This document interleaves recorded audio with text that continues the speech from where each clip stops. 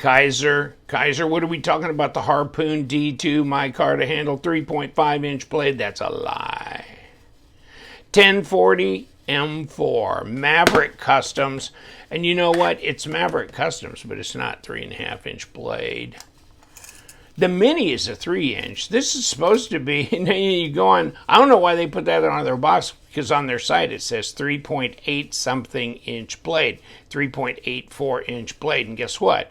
Yeah, it is a 3.84 inch blade at 97 millimeters, 98 millimeters, and then 7.7 and 5/8. It's just simply 5/8. And, oh, by the way, did I give you metrics? No, of course not. I ran out of tape here. Okay. And 19.5 centimeters. So, not a huge knife. I mean, it's under 8 inches overall, but that's a lot of blade. And it's the Harpoon. It's the Harpoon. So you got to have a Harpoon, right? Here's what it says on the blade. Harpoon D2. You want it or not? Okay. Now this may be, check Kizer and also check them on Amazon, because they do have some Amazon exclusives. And if you go to the Kizer website, it'll tell you what's the Amazon exclusives and what's not. But go to the Amazon site and check what they've got there. And these come in a couple of different handle materials. This one's green micarta, which is nice. It doesn't have that real worn, faded look or anything to it. Pretty nice here. And boy, that's a heavy coat on there.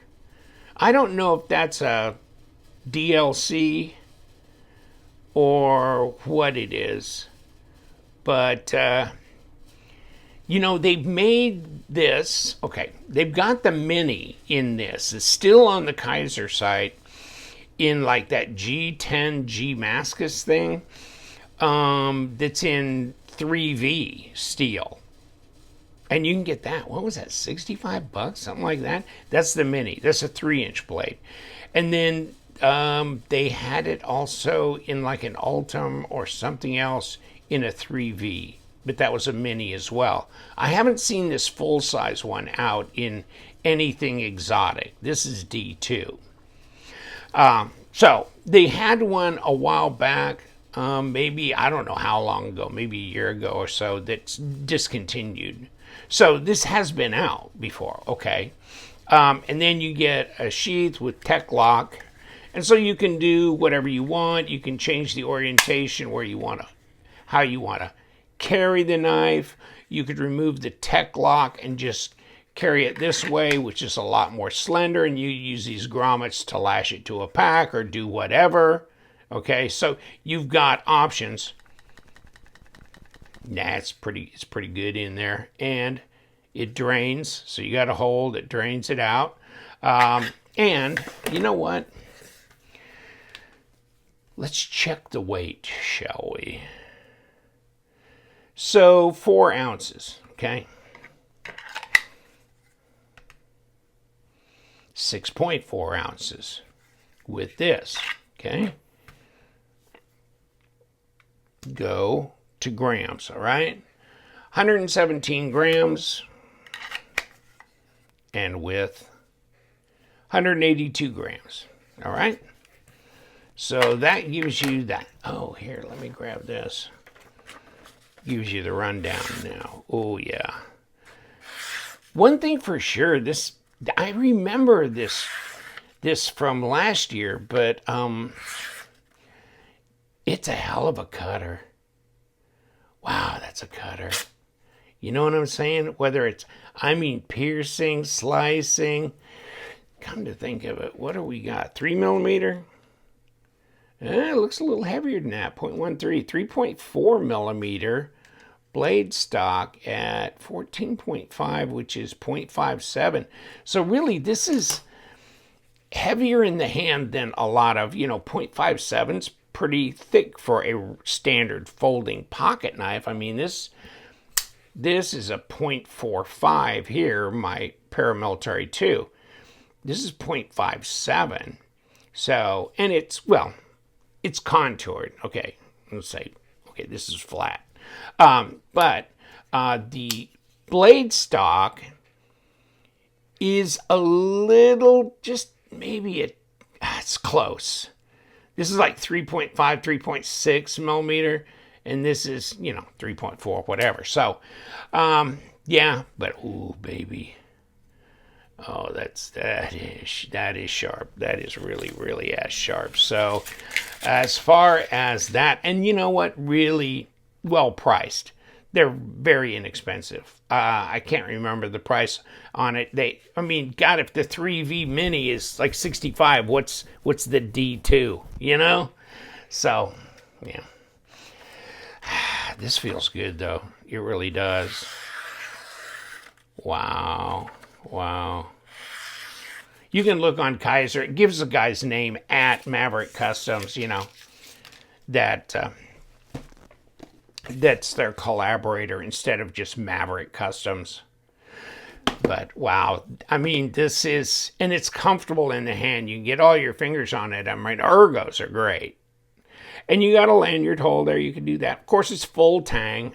I'm starting to forget to even say that, but it's so obvious when you look at it, so it's full tang. But there's knives out there, push tang, rat tail tang, that kind of thing. But this full on baby. And man, that is a blade, and it's really comfortable with this here, this little thumb place because that's really comfortable. And you know what? This would be just a great all-around user knife for no bigger than it is, right? But you know what? You could take this camping, take it hunting. You could do some skinning with this thing. I can't see why you'd need much more blade length than that. Unless, you're doing bushcrafting and stuff other than what this is really designed to do. But, okay. This comes in their wax, box, which is kind of strange because they were changing packaging on some stuff. Let's see if I can. Here's what I should have used the harpoon to do this. Oh my God! See, this is part of what I don't like about these boxes. Yeah, you start tearing them up. Okay, it is a bitch to get that end flap open. I don't like that. Okay, here we go. The inner box, the inner sanctum, and there's that. And of course, the plastic tip that comes on that blade is no longer here, and it's gone. It's all gone. And here, you get extras, okay? So then it gives you more options on how you want to carry the knife, okay? And then microfiber cloth and paperwork. So I never use these, but okay. I can see people who might, and so it's nice that they put them in there. And then, of course, it's just a budget carry knife, so it just makes it even a better bargain. And here it is, right? The harpoon. No, the fit and finish is nice. Kizer, they make a good knife. There's no question. But, yeah, wow, yeah. It'd make a great gift for somebody, too. It just depends on how much you use fixed blades, but really, isn't it almost better for a lot of household tasks just to have a fixie? You know what I'd do? I'd probably take off the tech lock and just have this laying around, and then you just pop it off, okay? It's got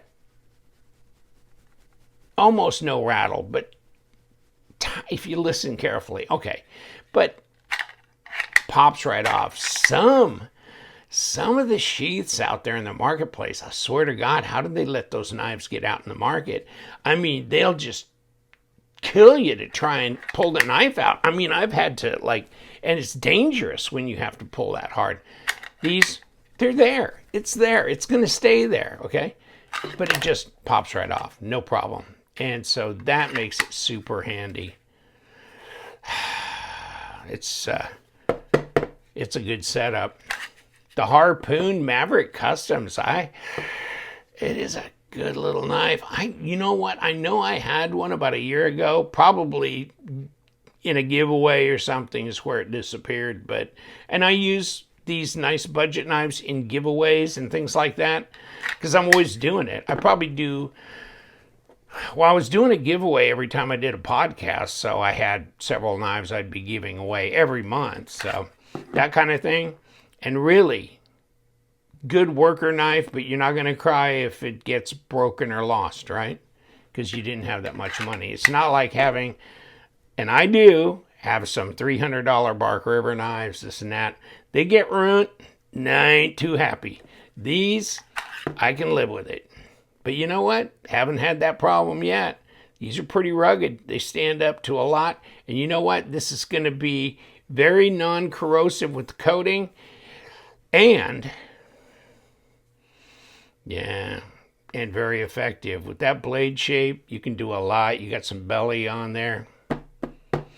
Okay. Links below.